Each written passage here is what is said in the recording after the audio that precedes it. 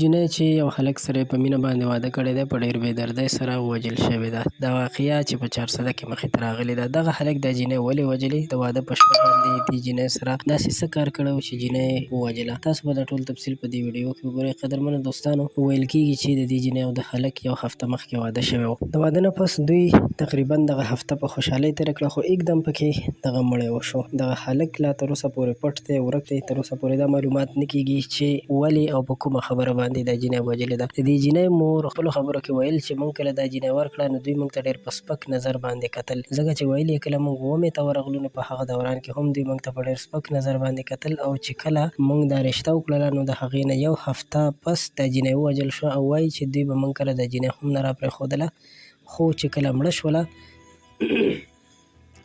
نو د هغې نه پس موږ ته خبر راکړل شو چې ستاسو جنۍ ووژل شوې ده. یقینا چې ډېره افسوسناکه دردونکې واقعه ده.